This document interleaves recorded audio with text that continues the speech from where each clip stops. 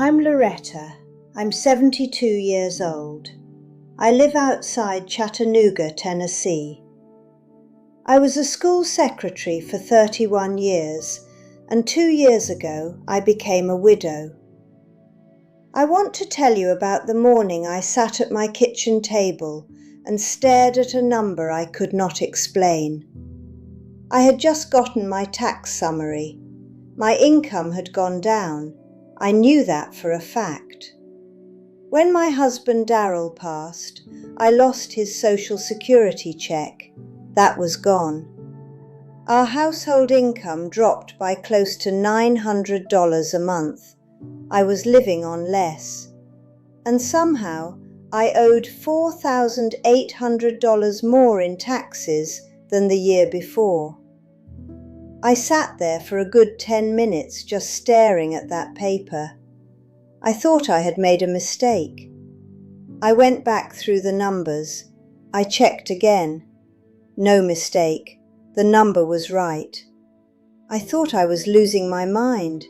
That feeling, that confusion, that sense that the ground just shifted under you, that is what I want to talk to you about today. Because what happened to me is not a fluke. It is not a math error. It is a trap built right into the tax code, and it is waiting for every woman who outlives her husband. They call it the widow's penalty. And once I understood what it was, I got angry. When I get angry, I get busy. I called my nephew Marcus. He's a CPA down in Atlanta, and I told him what happened. He got quiet for a second. Then he said, "Loretta, they never explain this. Most women don't find out until they're already in it." That made me furious, because it didn't have to be a surprise. And that is exactly why I'm here today. Now, I always say this before I get into anything like this.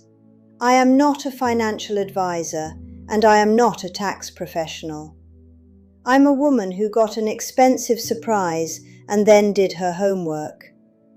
Everything I'm sharing today is based on real information, but before you make any changes to your own situation, please talk to someone who knows your specific numbers. Now, let me make sure you understand exactly what is happening. Because if you don't understand the trap, you can't see your way out of it. Here is the core of it, in plain English. When you and your husband filed your taxes together, you filed as married filing jointly. That status comes with certain protections built into the tax code. A wider standard deduction, wider tax brackets, more income shielded before the IRS starts taking a larger bite. When he dies, that status goes away. In most cases, starting the very next year, you file as single. And single filers, according to the tax code, are treated as if they are an entirely different category of person. In 2026, if you are a married couple both over 65, your standard deduction is $35,500. That is the portion of your income that the IRS does not touch. If you are a single woman over 65, your standard deduction is $18,150. That is $17,350 more of your income. Money you didn't earn, money that was already there, that is now visible to the IRS, taxable, gone. And it gets worse. As a married couple, you do not hit the 22% tax bracket until your taxable income is over $105,700. As a single filer, you hit the 22% bracket at $50,401. Same woman, same income, higher rate. Nobody sent you a letter about it. There is also the Social Security piece. She may already be losing one check, his, but the thresholds for how much of Social Security gets taxed are set at half the level for single filers compared to couples. So what she has left gets taxed at a higher percentage too. This is the widow's tax. This is why your bill went up when your income went down. Before I tell you what to do, I need to make sure you understand one more layer. Because it is not just your income tax that goes up. There is something else happening to your Medicare that most women never see coming. Medicare has a program called IRMAA, I-R-M-A-A. It stands for Income-Related Monthly Adjustment Amount. What that really means is, if you make too much money, Medicare charges you extra on your Part B and Part D premiums. Now here is the part that catches people. The threshold for that surcharge, the income level where Medicare starts charging you more, is different depending on whether you're filing jointly or filing single. For a married couple, Medicare does not add that surcharge until your income is over $218,000. For a single filer, the surcharge starts at $109,000. That is exactly half. So a woman whose household income was, say, $130,000 while her husband was alive, and who never paid a Medicare surcharge, could have income drop to $110,000 after he's gone. Less money.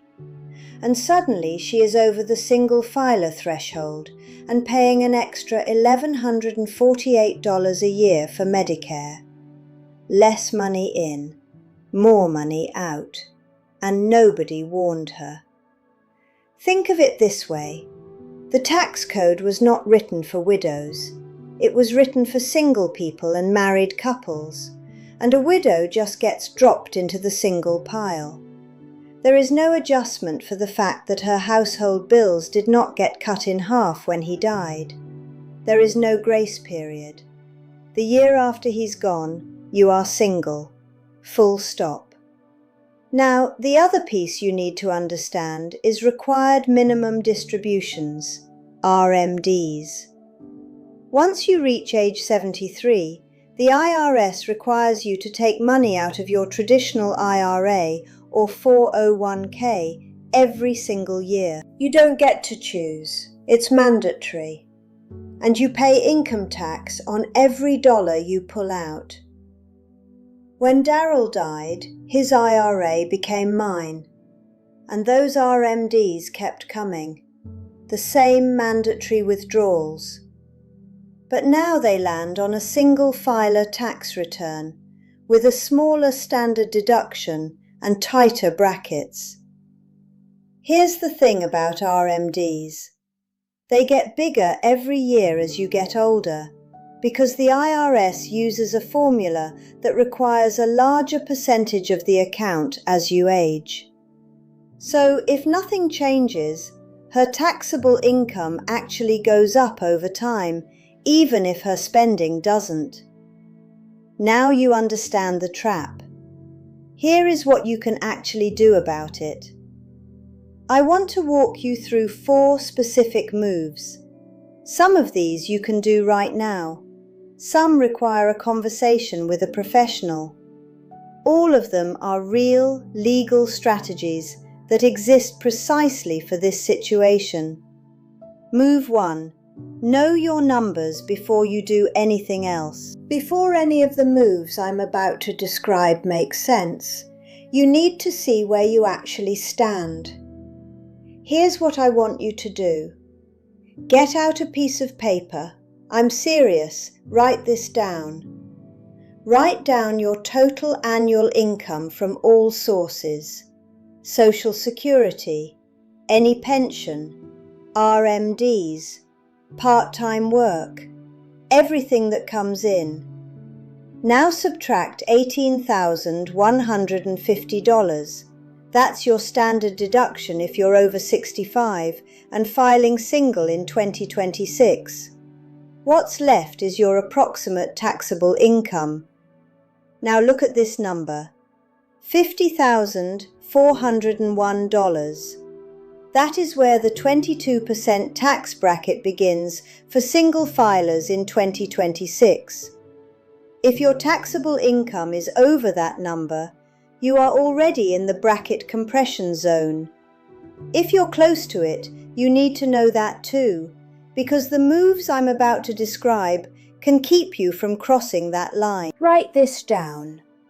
Total income minus $18,150 compared to $50,401. That is your starting point. Move 2, the Roth conversion, your single most powerful move. Okay, I know what you're thinking. Roth conversion sounds like something they say on one of those finance shows right before you change the channel. Stay with me.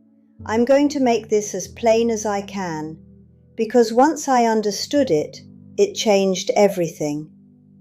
A traditional IRA or 401k is built with pre-tax money.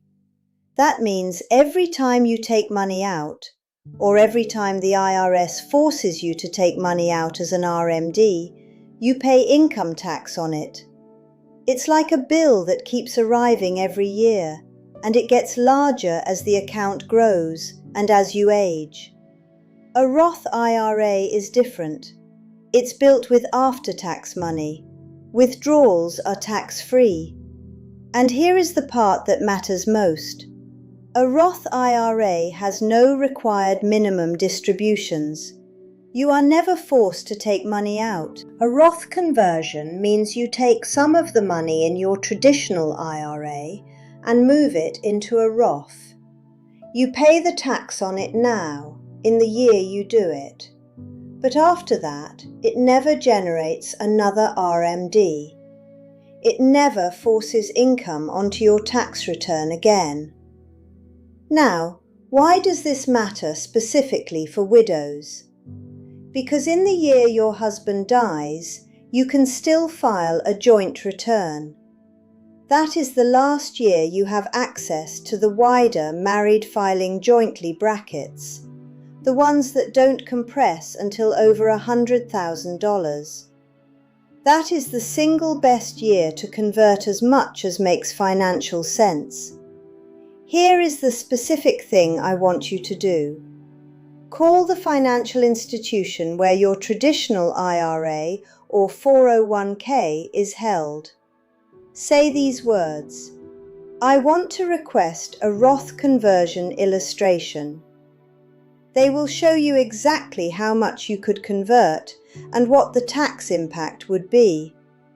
The key rule is this: fill up your current bracket, but don't spill over into the next one. Your CPA can help you find the right number. Let me give you a real example. Say you have a $200,000 traditional IRA. At age 73, your RMD this year is roughly $7,500. But every year, that required amount grows. 10 years from now, you could be pulling out $15,000 or more year after year on a single filer return. If you convert $50,000 now, pay the tax on it at today's rates in your wider joint bracket, that's $50,000 that will never produce another RMD. The future forced withdrawals get smaller. Your taxable income as a single filer gets smaller. You may stay under the IRMA threshold entirely. Write this down. Call your IRA custodian and ask for a Roth conversion illustration. That phrase exactly. Move 3. Fight the Medicare surcharge with Form SSA 44. My neighbour Cynthia is 74 years old, sharp as a tack, keeps her finances organised in a binder with colour-coded tabs. She had no idea Medicare was charging her extra premiums. She thought that was just the rate. She had been paying it for 2 years after her husband passed. It wasn't just the rate. She was paying an IRMA surcharge, because when Medicare calculated her income, they used her income from 2 years earlier, when her husband was still alive and they were filing jointly. Her income had dropped, but Medicare didn't know that yet. Here is how IRMA works. Medicare looks at your tax return from 2 years ago, not last year, 2 years ago. So if your husband died this year and your income was high when you were filing jointly 2 years back, Medicare may be charging you surcharges based on that old joint income, even though your situation is completely different now. Here is what most women don't know. You can appeal it. The form is SSA 44. Say that out loud so you remember it. SSA 44. You can find it by going to ssa.gov and typing SSA 44 in the search bar. Print it or complete it online. On the form, you will indicate that you have had a life-changing event. The death of a spouse qualifies. You will attach supporting documentation, his death certificate, and either your most recent tax return or a letter showing your current income. Submit it to your local Social Security office. You can find the nearest one at ssa.gov. If you are over the first IRMA tier, income above $109,000, you are paying an extra $1,148 a year. Win that appeal and that goes away. That money comes back to you. This form exists. Medicare will not tell you about it. Your Medicare statement will not mention it. I am telling you it exists. Write this down. ssa.gov, Form SSA-44, Death of Spouse. Submit with documentation. Move 4. The Qualified Charitable Distribution. If you already give, do it this way. This one is for the women who already give to their church, their grandchildren's school, a cause they care about. If that's you, I want you to pay attention, because you may be giving money in a way that helps nobody, including yourself. A qualified charitable distribution, a QCD, is a direct transfer from your IRA to a qualified charity. The money goes straight from your IRA to the organization. It never passes through your hands. Here is why that matters. That transfer counts toward your required minimum distribution for the year. But, and this is the important part, it does not count as income on your tax return, not $1. You must be 70 and a half or older to do this. The annual limit is $100,000, far more than most people need, and it works for any IRS qualified charity. Let me make this concrete. Say your RMD this year is $12,000, and say you were already planning to give $3,000 to your church.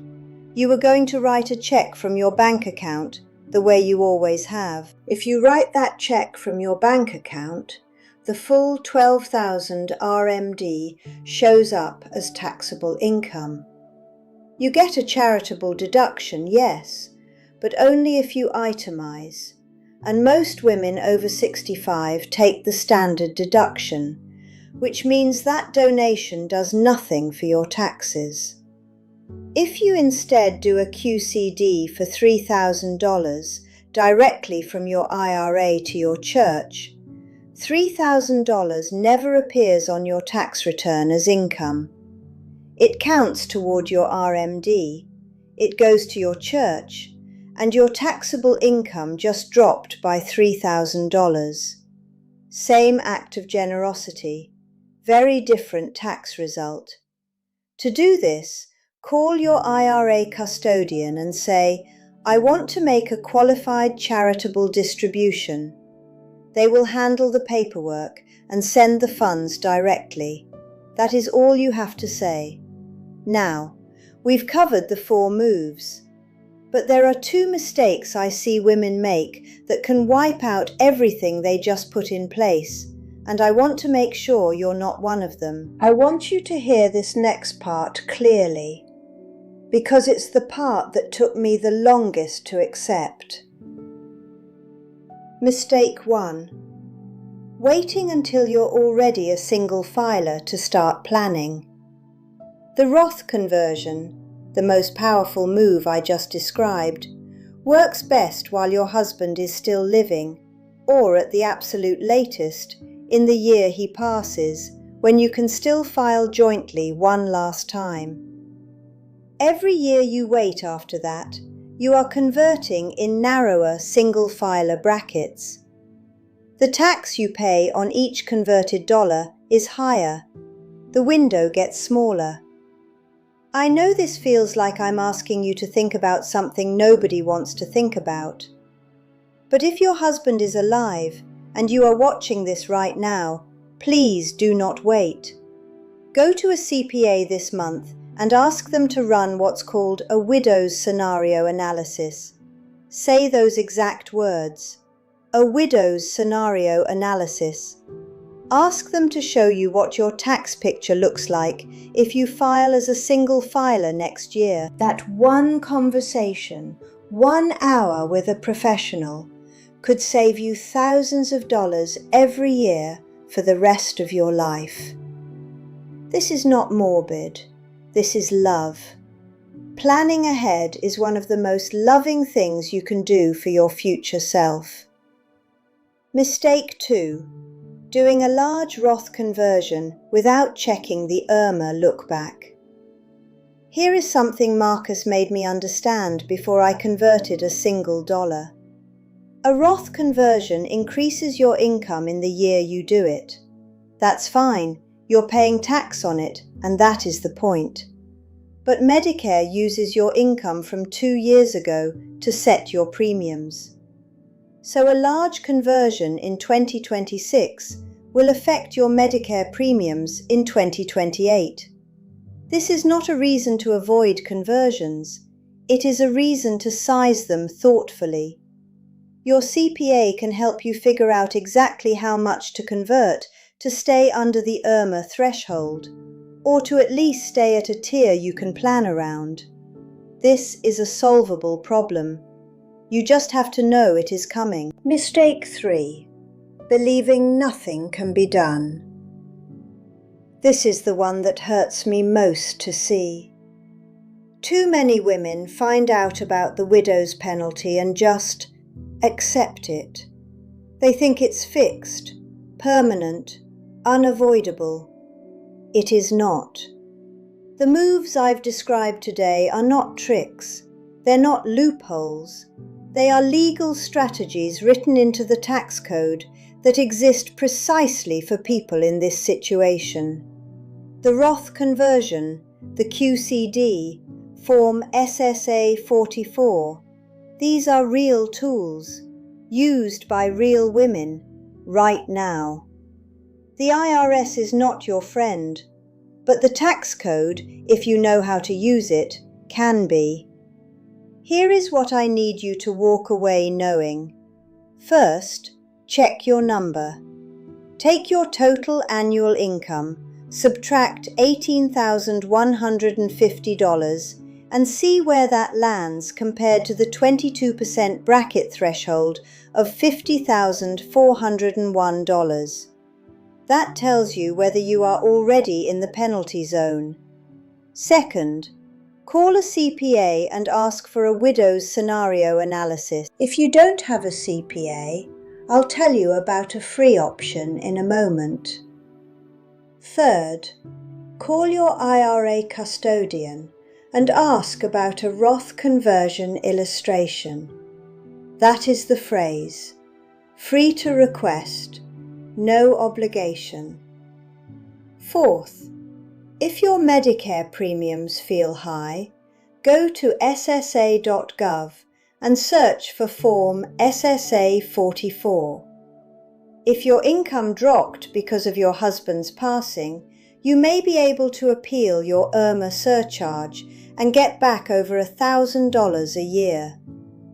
Fifth, if you already give to charity, call your IRA custodian and ask about qualified charitable distributions. Same generosity, better tax outcome.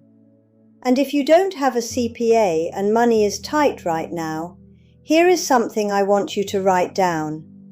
VITA and TCE. That's VITA and TCE. Tax Counseling for the Elderly.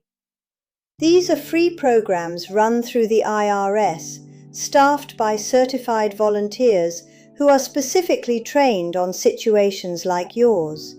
Widows, Social Security, RMDs, all of it. Go to irs.gov and search TCE or call 211 in most areas and they can connect you. You do not have to figure this out alone. Darrell worked for 37 years. He saved what he could. He left me what he had. And he did not do all of that so the IRS could take a bigger bite out of everything he left behind, because nobody told me about a filing status change. Your husband didn't either. This is your money. You earned it. He worked for it. And now you know how to protect it. If this helped you, please share it with a woman who needs to hear it. Subscribe for more. I put out a new one every week, and there is a lot more where this came from.